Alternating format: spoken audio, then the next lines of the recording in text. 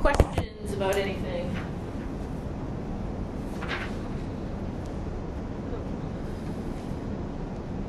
So as you take a look at this later, but these are not perfect answers. These were what I felt were some of the best of the questions to the questions asked. But there's a lot of room for improvement. Okay, so I just encourage you to put more thought into your answers. As I wrote in this, I don't care what you say. There's no right or wrong. I'm just looking for your opinion. So your viewpoint is completely irrelevant to me. What I care about is how you defend your position, how you think about it, and why you choose the answer you choose. Okay, so I'm not looking for what the book says. I know what the book says. I'm looking for what you think. And it's okay to cite to the book to say, you know, that made me think, or I agree with the case, or something like that. That's totally fine. But I want you to be able to arrive at your own decision, your own answers to these.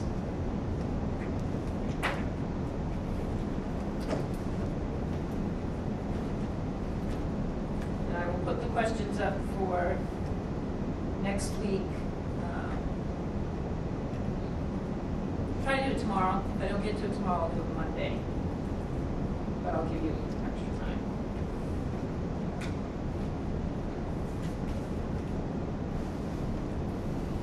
Fred and Brandon, are you still wanting to do the registration table? What day is it? Yeah, what date is that? March 30th. Oh. Yeah, I It's a can. Saturday. Oh, yeah. I have class. Oh, you do? But I could probably, I mean, it's motions, drafts, kind of. Me too. I have the same Yeah, class. so, I mean, I don't know. So that starts at 9? To 12. But Until 11:30. Yeah. Do you class too, Brandon? Okay. Is registration before that? Or I can come early and after, and I'm sure. Registration is before that, but then you're going to have to leave almost in the middle. Because registration, it starts at 8. When does it go till? I can pop in when they leave. I mean, I can do whatever you want me to do. Okay. But I'm sure if I told them I need to be an hour, whatever later, half hour later, something like that, you'd be fine with that. No, I don't want you to have this class. I'd be more than happy to shoot things whatever. Okay. And then we could all stay I'll let after. you know. Laura had asked me if I had people, and I said I thought I did, but I'd get back to her. Because I didn't realize you guys had class. So I'll see if she has someone else in mind, or if she needs us, in which case there's nobody else. All right. Who'd like to do John?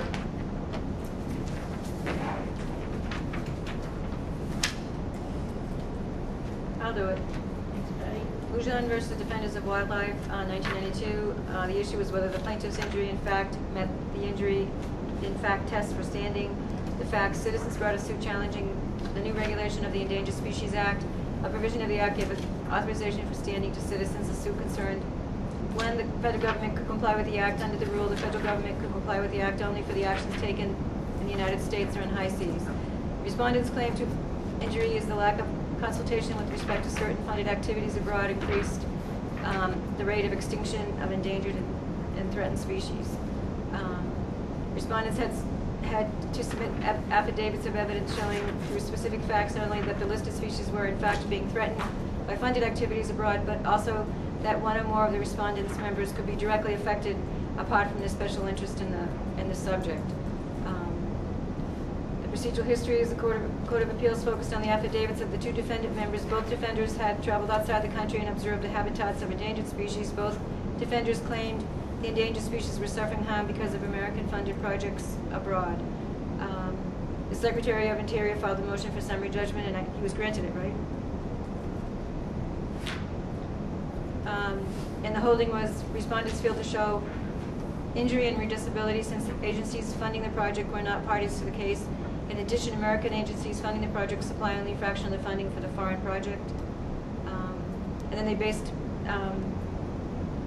it on the injury in fact test requires more than injury of cognizable interest. The injury requires the party seeking review be himself among the injured. The desire to use or observe an animal species is undeniably a cognizable interest for purpose of standing. The defenders' affidavits contain no facts showing how damage to the specific will produced eminent injury. What were the specifics around the injury, the plaintiff's They said claimed injury? They had both gone to foreign countries and they had seen the crocodile and another animal, and they thought that the projects that we were funding were destroying their habitat. And then the issue was, not the issue, they didn't have standing because they didn't have concrete plans to return Exactly. to see the habitats. So the rule of law that I got is a litigant must demonstrate that it has suffered a concrete and particularized injury that is either actual or imminent, that the injury is fairly traceable to the defendant, and that it is likely that a favorable decision will redress that injury. So there was no proof that they were going to actually go back and, right. Right, and what did the dissent say about that specific issue? Well, this,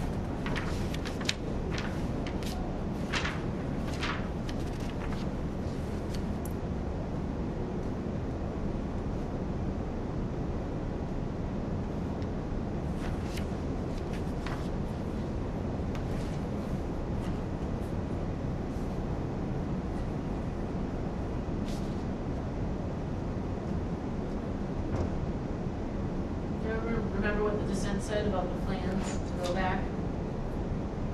well, they said they didn't have concrete plans, so long as they intended to go back eventually. No, they didn't, and that's why the court found no standing. Right, because but of no injury. What did the dissent say regarding that point? Which I thought was, But didn't they say it was okay that, which was a good point I thought the dissent raised. see if I can flash. I got it, Peter. Okay. Go ahead. That it's, the injury occurs when it's destroyed. That doesn't matter whether or not they plan to return. In the future, their injury will occur as soon as the animals are destroyed. That's the one potential source of speculation. Is that what we're talking about? No, that's not exactly what I'm talking about. The court said, had the plaintiffs had concrete plans to return, so in other words, like plane tickets in hand, right? Then there would have been injury. Right. What did the dissent say to that? So, because they didn't, the court found no standing. Well, the only thing I have highlighted is it cannot seriously be contended that a litigant's failure to use the precise or exact site where animals are slaughtered or where toxic waste is dumped into a river means he or she cannot show injury. They said something about The very first line in the dissent. description of, by requiring a description of concrete plans or specification of when the someday return for visit will be, yeah, okay. So they're basically saying you don't have to have. Yeah, I'm saying, Right. isn't that an empty formality? They're saying, just because someone buys plane tickets doesn't mean they can use them. Mhm. Right. Yeah, it doesn't make sense, does it, when you think about it? Exactly. Yeah. You're putting a requirement that makes no sense, has no bearing on the On- harm being done. Right. Whether they go or not, the animals are being harmed, right? Still being harmed. Yep. Yeah.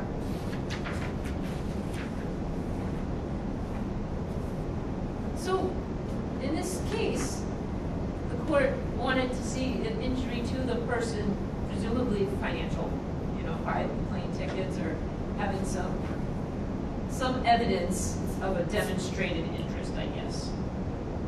Yet, in the previous case, Hodel, aesthetic injury was sufficient.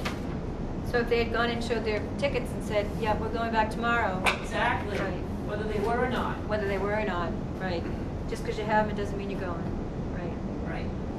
I mean, obviously they care. They wouldn't be going to these lengths, Right. filing a suit, Right. jumping through all these hoops. Because it makes you, because when you read it, even though they don't have standing, how did they get to the Supreme Court? I mean, they had to have some basis to their argument, really. Yeah. Right. So which do you think, from a legal standpoint, is better for the courts to take? Hodel, where the interest is enough, the germaneness, the organization has an interest in it, or this one where, no, you actually have to show proof of your interest? The only thing that, we've read all the cases, the only thing that one of the cases talked about is frivolous lawsuits, like where do you balance, you know? Which one gets through and which one doesn't. Susan said she doesn't understand, you don't understand what the standing is, the requirements of standing? Yeah, I mean, I have taken common law, so it's Oh, just kind of okay. like a little fuzzy to me. Okay. And there's a lot I don't understand about it. was trying to think of a good example to get her to. There's not a good example. There isn't. Unfortunately. That's what I'm hearing. Well, really? So you have to show the three, you have to commit to memory the three elements of standing. Yeah. Whether you do it now or in con law, you're gonna need it by the time you graduate. Right. For the bar exam. And it's to show injury and facts. You have to show an actual or imminent harm. Remember Rick, R-I-C. Just Rick. Okay. Right? So you have to show a harm that you as a plaintiff or an organization has suffered. Then that harm has to be caused by the defendant, by whatever the defendant is doing, or in the cases we're reading, statute, or violations of the statute, I should say. And then, by going to court and receiving the judgment that you desire, that judgment has to be able to rectify the harm. That's called the redressability. So it's not enough, in this case, dealt with redressability, saying, the court said, even if we found injury here, it's not redressable because the parties that are committing the harm are not bound by this lawsuit. They're not suing those parties. Those parties are in the foreign territories. Right, They're still okay. committing it. Excellent. So we're not, the point was funding the projects. This court was saying, even if we withdraw the funding, the harm is still happening. Yeah, those So agencies aren't it's not parties, being so. redressed. And that's basically standing in like 30 seconds or less. Yeah. And then organizationally, you have to have the elements that we read about last week, or last class rather, where the members have to be able to sue. They have to have their own some kind of injury, but Odell, in the previous case, said an interest is enough. And then the mission of the organization has to be germane to the purpose of the statute. Thank you. Come see me or email me or anything if you have more questions on that. I'll be happy to explain it to you more. Well, when I think of all the cases we have for today, the one that I would say makes it a little clearer is Ringling Brothers. You can actually feel his. Yeah. Yeah. Yeah. And that's the one I understood the best. Okay. Yeah. So that's it. Then you get it. Then. Yeah. So should there be a broad? Nobody answered my question here before I go on. Which is a better course for the? Which is a better standard for the courts to take? I think it depends on the issue, really. I mean, I think it depends on the facts. Every case is different, right? Every case is different, but you can't have standards that are based on facts. You have to have standards that are standards that are across the board. I think that they're both flawed because if there is a party that wants to drag in the Animal Defense League or the Wildlife Preservation Show and drag them in, maybe kind of push them to sue a party and get their standing that way, they could do that.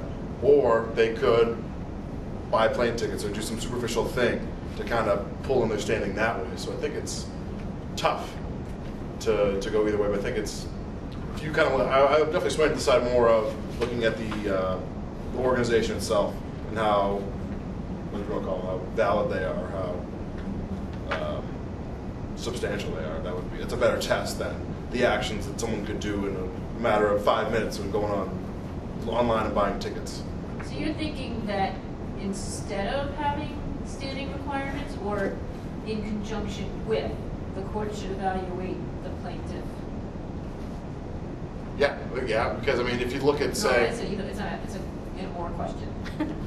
Are you saying it should be instead of standing requirements, or should be in conjunction with the standing requirements? well, if they're going to get their standing through an organization, if the moving party's going to get their standing through the organization, they need to look at that organization and see if that's just like In disregard the standing requirements? no, through the standing requirements. Part of it is Okay, so in conjunction with the standing, you still need the standing requirements? yes, but if you're getting this, if you're achieving your standing through the organization, then then I guess you need to look at, scrutinize that organization Okay.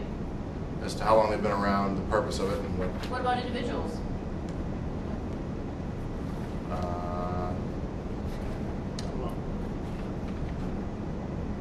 It's definitely harder for an individual in this case, right? Or in animal law cases, it is. And what if Patty's been going to the rainforest for the past 6 years? And now there's some manufacturing company that wants to come in and clear out some of the rainforest to build a hotel. Should she have standing?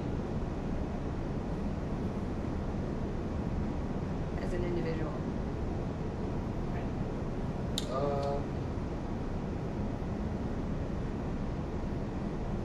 Yeah, I guess. Why? She's, well, I guess, who's the company? The company's the one. She's suing the company, the company in the United States is building a. Let's give me a hotel to Sheraton. So she's going to sue the Sheraton. Redressability is what that they're going to stop. Yeah, causation and redressability are met here. That's Okay, so in this hypothetical. so she's I don't know if she's going to show that she goes to rainforest, that part She's of the gone rainforest. 6 times. In how long? In the last year? No, in the last 8 years. She tries to go every year, but 1 year her final exams were too much and she couldn't go. If she goes every year, then I'll give it to her. The last, every year but one for the last 8.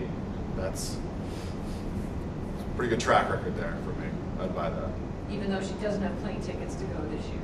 I think According to this. I agree with the dissent, and that is superficial. Okay. What if I told you, yep, she went every year in the past 8 except for 1, but it was for vacation, and she really doesn't care much about the environment. She just doesn't want a hotel in her vacation spot.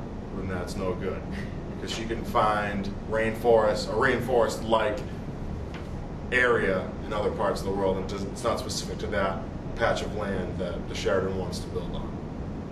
If she likes that, she wants to stop this hotel because in that area there is whatever. Did you see that she's not going to admit that, though?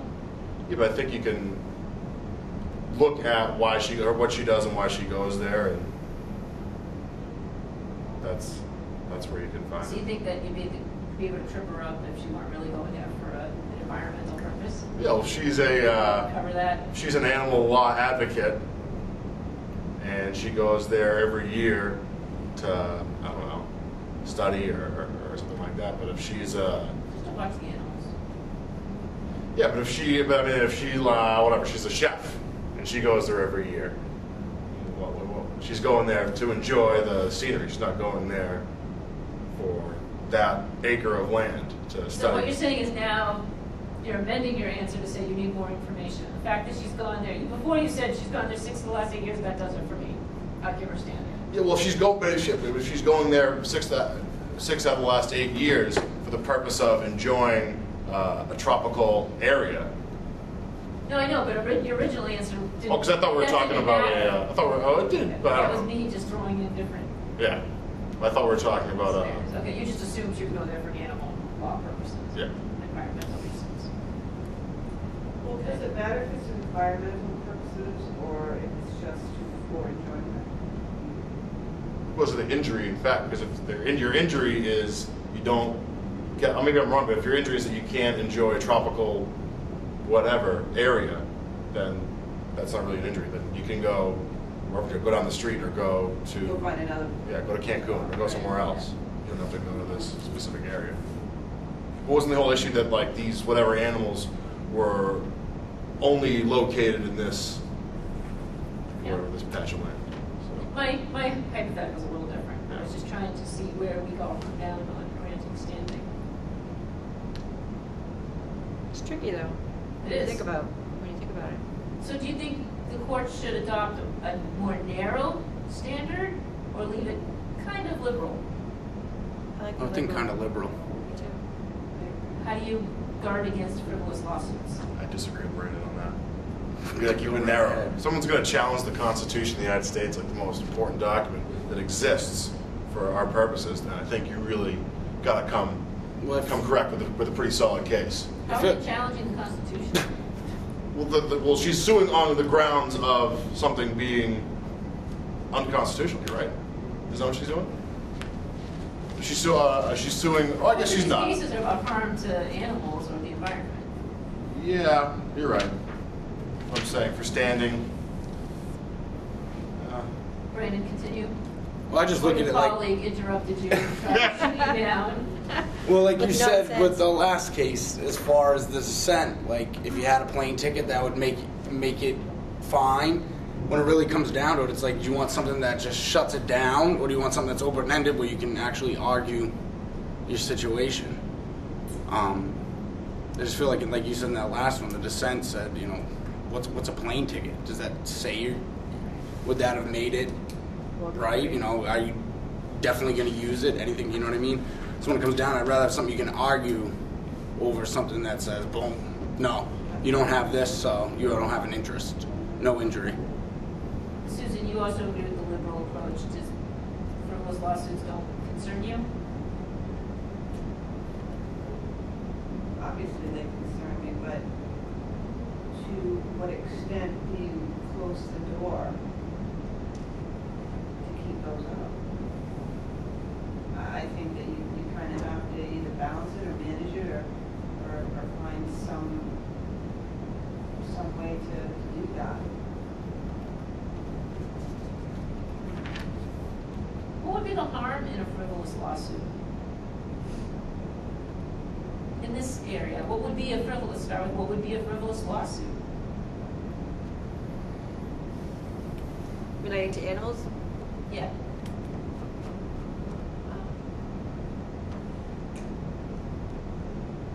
If PETA wants to stop the sale of, I don't know, animal products in restaurants and supermarkets, right? That would be a frivolous lawsuit. You mean food? Food.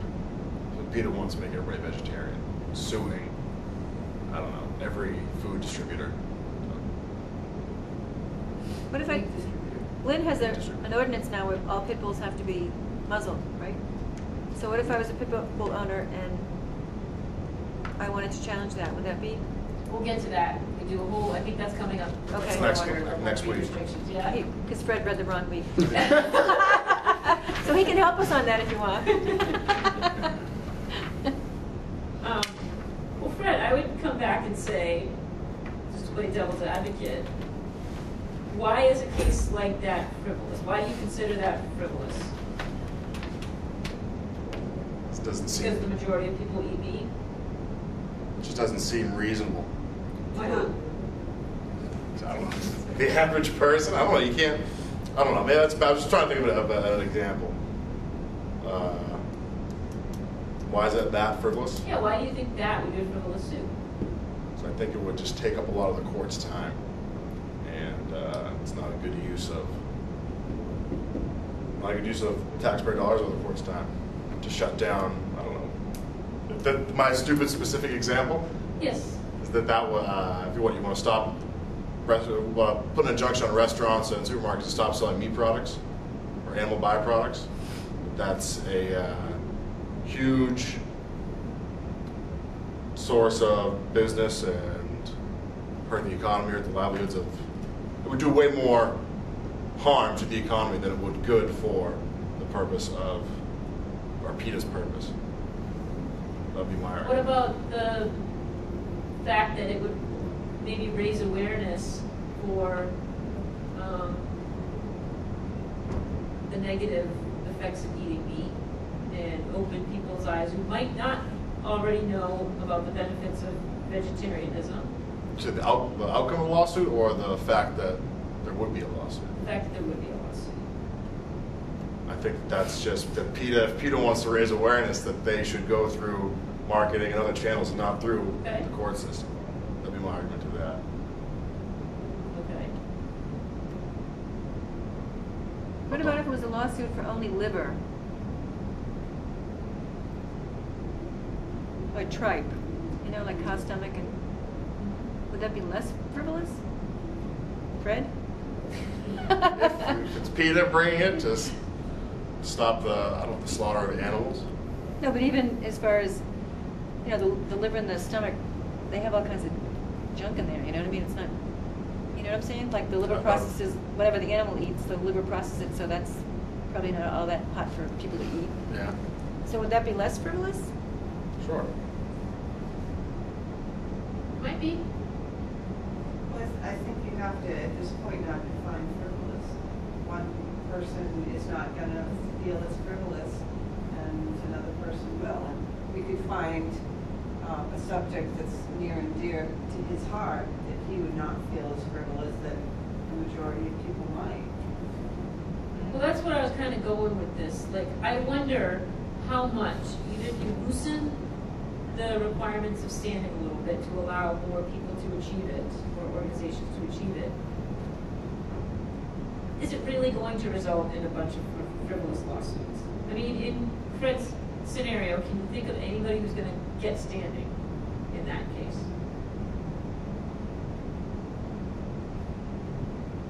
Nobody forces you to eat at a particular restaurant. That's right. Nobody forces you to order a particular item. Chicken. Right. So in that case, even with looser standing, I don't think the person would get standing there. So Yeah, I see that. It's better to allow 10 frivolous lawsuits and shut out one valid one. Right? which is what Susan's point was, yeah. And you still won't get past the initial stage, right? Yeah, won't defeat a motion to dismiss. Yeah, exactly. So what? If it's really. Yeah. But I just don't think it's appropriate for even for animal rights activists to use the courts as a way of, I don't know, drumming up support or raising awareness. I don't think that's the appropriate place. It says that in one of our cases. Does it? Yeah. Yeah, that's exactly what it says. The court's not the place to do that. How far through the courts will it really get? So I don't think it matters. I just don't think it's an appropriate use of the court system to even bring a complaint or just to even start the beginning process of that. I'm all for animal rights and raising awareness, but that's not what the courts were made for. I don't think. I mean, maybe I'm wrong. Maybe I'm wrong with the part of it, but it's not the way I feel. Should there be a broadening of standing when a living, sentient being is involved? In other words, there's a difference between plants and animals in the fact that animals can feel and can express and experience pain. So we're not talking strictly about the environment, but we're actually talking about animals that might be subjected to unpleasant conditions. Should we tend to expand standing a little bit?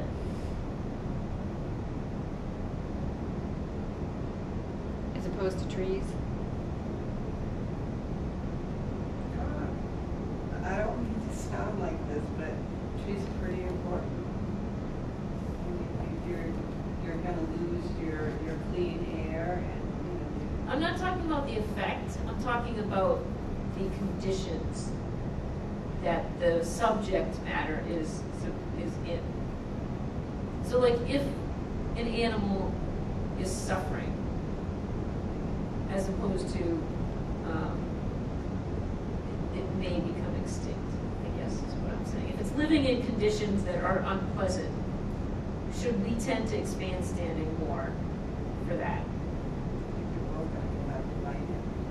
You do. I mean, if something's going to be extinct, it's going to become extinct, and there's a certain importance attached to that. And granted, an animal living in subpar conditions, I think is a more immediate need. But I think they both have a very valid condition. For practical purposes, I mean, so let's say there was like a kennel that had horrible conditions. Practical matter, wouldn't you go in with the sheriff and get the kennel shut down and move the animal somewhere else? So I mean, the animals aren't really they're not like, well, it's not like we're waiting for the court to render a decision so that we can move these animals. I mean, maybe they'll go across the country maybe after a decision is rendered about this kennel. Maybe conditions will improve in general, but I mean, it's not like we're waiting for the court to make a decision before these animals are in any less of a bad situation, right? Well, in some cases you are. I mean, you wouldn't just go in with like a sheriff or animal control and remove the animals? Isn't that what you do if there's the conditions that you're talking about? There's like poor living conditions for animals. I mean, maybe like in a broader scope that these are existing. I wasn't talking about confined area that's operated by a business. You're right, if there is some violations going on, it's possible the business could be shut down, but it's also possible that it's not. Yeah. You can't take someone's property without a hearing, it's due process. But even if they're being maimed, and you can take them, right? Even if what? Even if they were being, if they were being maimed and there was reports, you would, If there's a you would be able to cruelty take charge, them. yes. Okay, all right, okay. Right. But I'm suggesting here, in these cases, it's usually not a cruelty charge. It's usually something else, like inhumane conditions, or something a little bit Less immediate. more subjective, Yeah. What's the matter, Susan? No, but it's hard to come to a kind of even deal with it. Right. All right, AELF, the SB. I'll do it. Okay.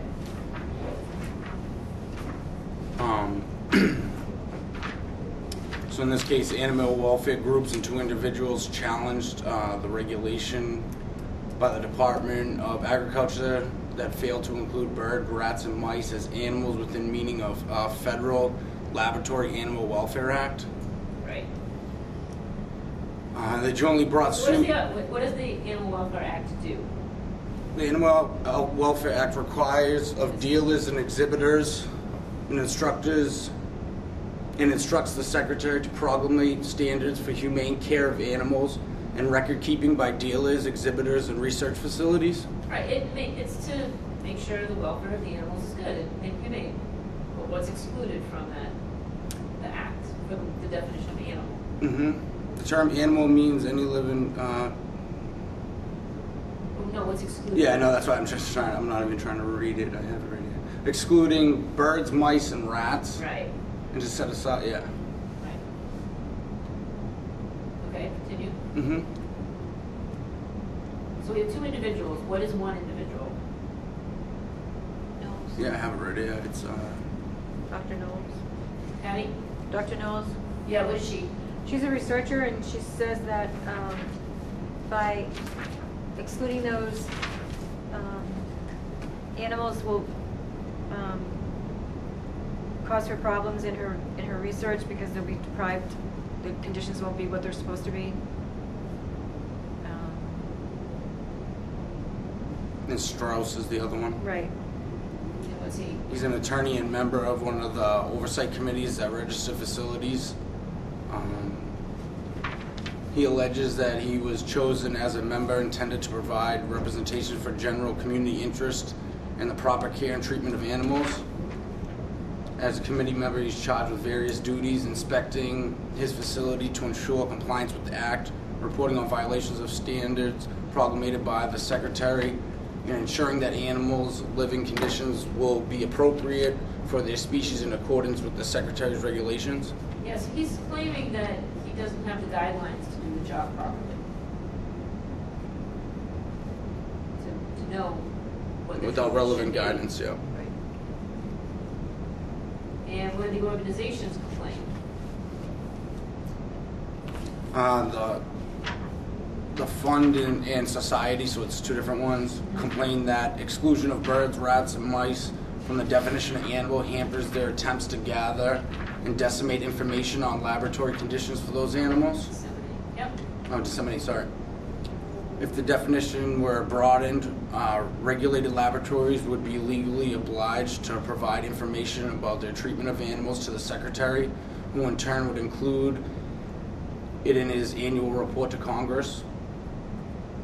Then the organizations could in turn acquire it and use it as a public education and rulemaking proceedings. And what did the court say about the organization's claim? As far as this court, Yes, this court.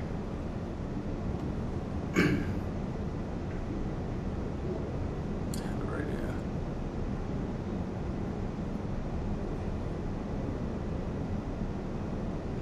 Sorry.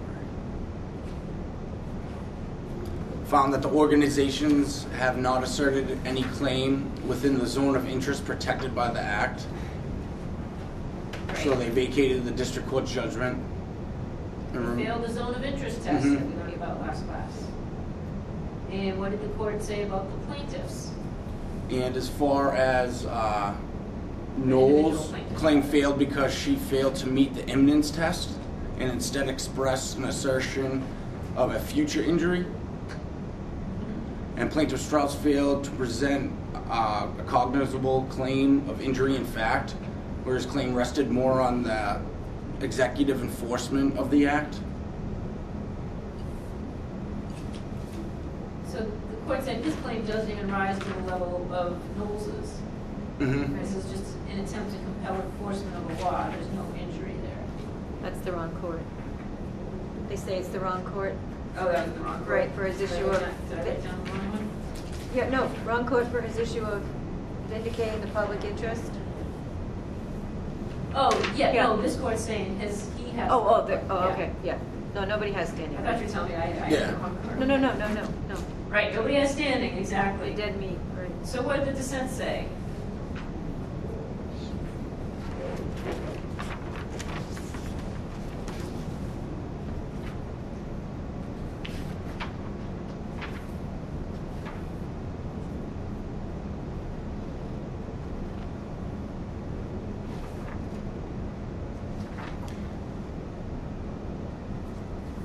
The dissent found that Dr. Knowles' allegations and uncontradicted affidavits are adequate to satisfy both constitutional and prudential requirements of standing.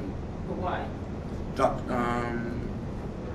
As a researcher who uses birds, mice, rats in the past, and whose continuing research necessitates their use in the future, she explains that the exclusion of such animals from the department's protective regulations has adversely affected both her professional research and her sensibilities. So basically it's affecting her because she uses them. Yeah, they're saying her injury is very concrete. You can't get more concrete than that.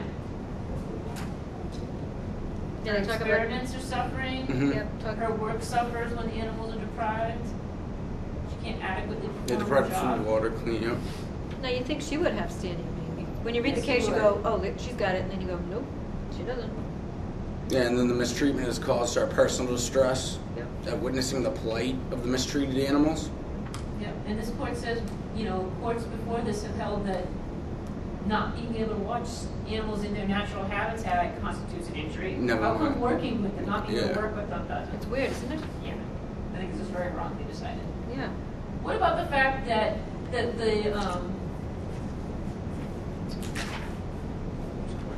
so the appeals court said that she's not a researcher now. She's not even working now, therefore she has no injury. So, in other words, like she had quit. So they're saying there is no injury because you don't have a job. This isn't affecting the job you don't have. Well, didn't she quit because she couldn't take the... Yes. Yeah. And what did the dissent say to this, to that point? The only thing I've highlighted is the delay and possible frustration of professionals' research experiments is like having experimental test tubes knocked over seems about as concrete an injury as one can imagine. Dr. Noel's interest is not seeing animals mistreated before her very eyes. Dr. Noel's interest in not seeing animals mistreated before her very eyes is also enough. The satisfaction of watching animals in their natural habitat are concrete enough for Article 3 purposes.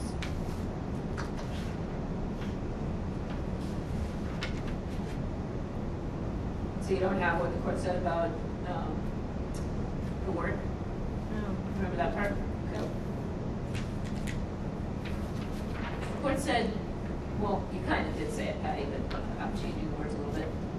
The court said, even though she's not working as a researcher now, it's very possible that the reason she isn't is because of the conditions.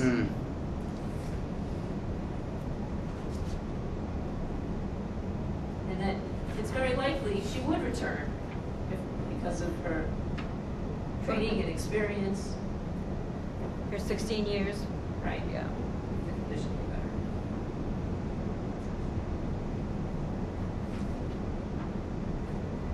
So we all agree that this one's probably wrongly decided. Wicked. I mean, if this were Lujan, it seems like she's got no problems. Yeah. But even reading it, I'm like, oh, she's got it. All right, ALDF v. Glickman. don't have it? I don't have it. I'm your guy for Tuesday, though. Susan. I apologize. Okay, the ALD Glickman of 1998. They amended the Animal Welfare Act and directed the Secretary of Agriculture to, quote, promulgate standards to govern humane handling, care, treatment, transportation of animals by dealers, research facilities, and exhibitors. And they held that there were minimum requirements that were necessary. So the individual plaintiffs, Roseanne Sherselli, Mary Egan, and Mark Journal, they challenged the regulations, saying that they violated the mandate. They violate the act because why? They didn't feel that they alleged that they suffered. Who suffered? The animals. Right, the act, they're saying that the regulations allow dealers and research facilities to keep these primates in inhumane conditions. Right. All right, so talk to me about Mr. Journo.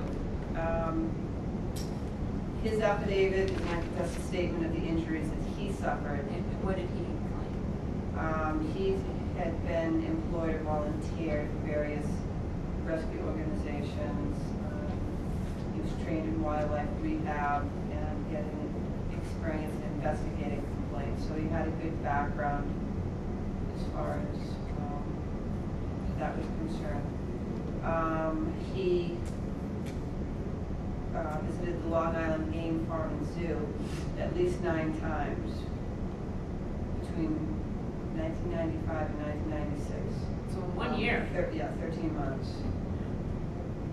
So through that period and as far back as 1992, the USDA did not question the adequacy of the facility's plan, psychological well-being of the primates. So his first visit to the game farm in 1995 lasted approximately 6 hours, and during the visit, he witnessed animals living in inhumane conditions. And they gave examples as far as what inhumane conditions were shown. And then after the visit, he contacted agencies, including the USDA, that tried to help the animals. And based on his complaints, they inspected the game farm on May 3rd that year.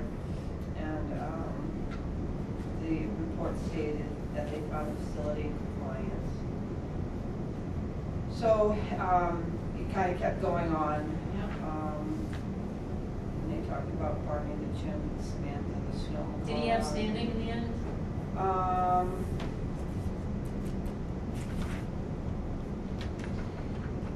Because if he has it, the others don't need it, which is why this focuses on him. Well, it said that.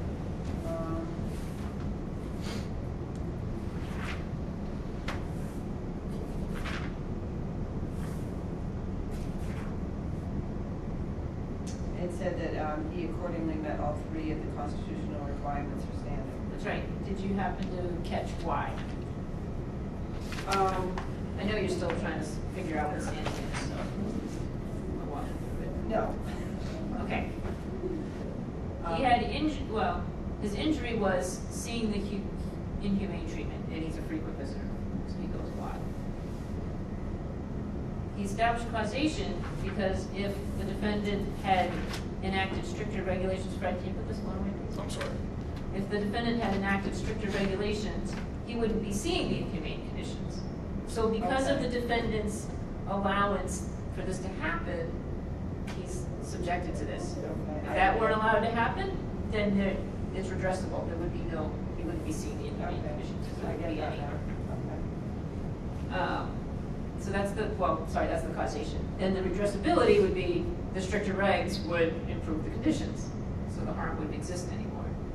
And the organization is in the zone of interests because the purpose of animal exhibition is to entertain and educate visitors. Okay, I get it. Sort of. A little better than? Yeah, no, I mean, it's the light is starting, it's starting to be a light again in the tunnel, that's not training. I'll get through by the time I have Conroe. You'll be ahead of the game when you go You into will be. common law and you're on the standing chapter. You will be, Yeah. seriously. I know. So what did the dissent say?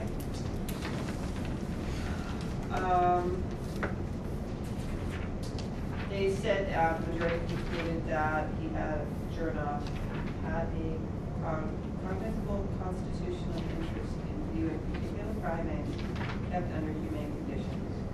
And they found that, and finds that Chernoff's claimed injury fairly traceable to the USDA's failure to promulgate tougher regulations and redressable.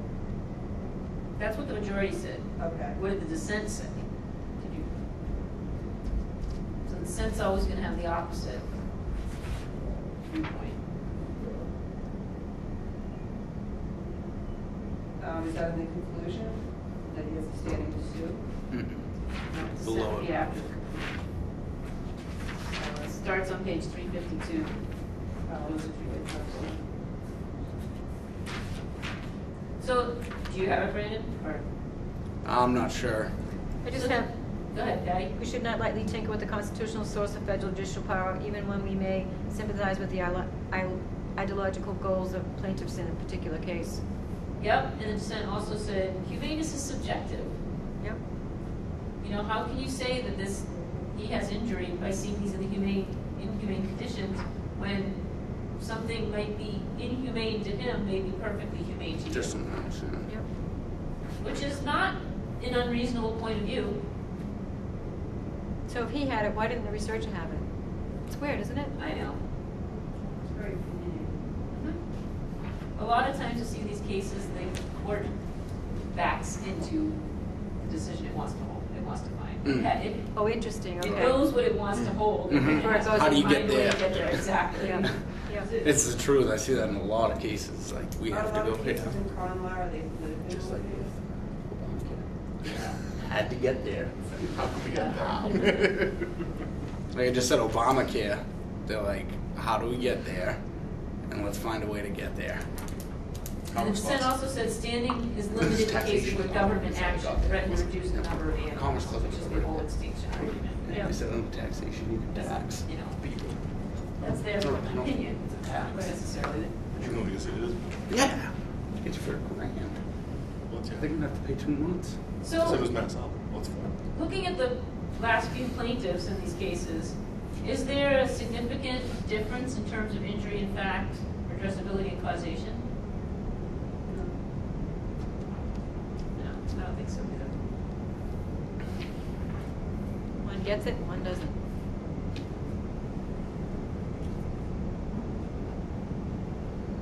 Okay, so as a postscript to this part of the case was in here for the standing issue, which he got. When the case was decided on the merits, he lost. So he got his foot in the door, and then they shut the door. Honestly. So it's kind of another reality check where you think you get an advance, and you get a little bit of advance, but then it's gonna be a lot more work to get. Still helps though. Hmm? Still helps. You Yeah. rely on that standing. So Yeah. if you have a better case, you can bring, or maybe not a better case. but- Build on it. Yeah, it's true. At some point, you'll get a sympathetic judge, maybe. All right, so this is our last case, right? The Ringling Brothers Ringling one? Brothers. I just read it. If you want me to do it, I don't want to be a burden on my colleagues here. So I think you owe them a beer after class. something like that. So Mr. Ryder here worked with elephants for the circus as a handler, and he is alleging.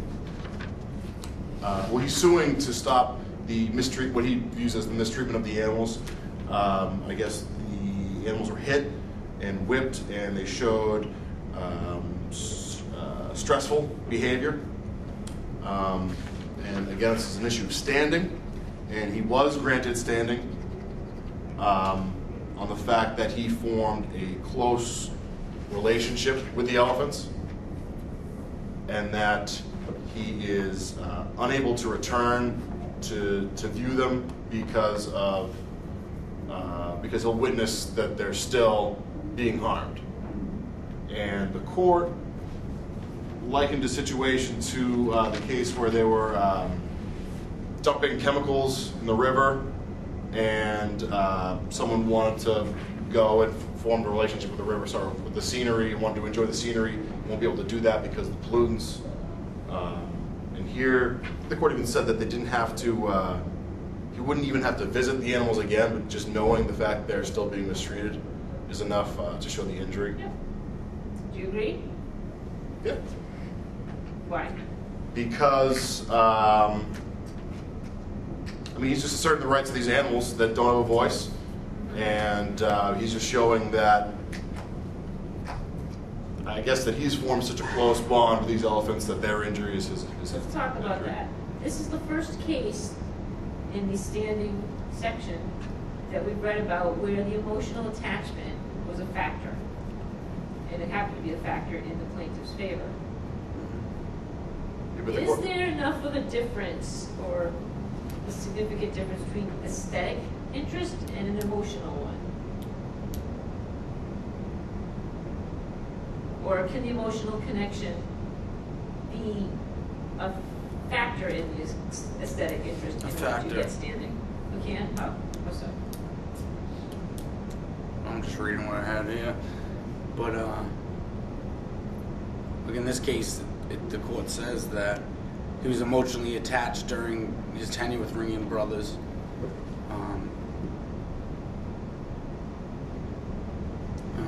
And it says it became part of the aesthetic injury. His personal relationship with, I'm not 100% sure. I got some stuff here. The time he's invested with these elephants, does that go back to it too? It may be. I thought the court said, though, that because it was in the past,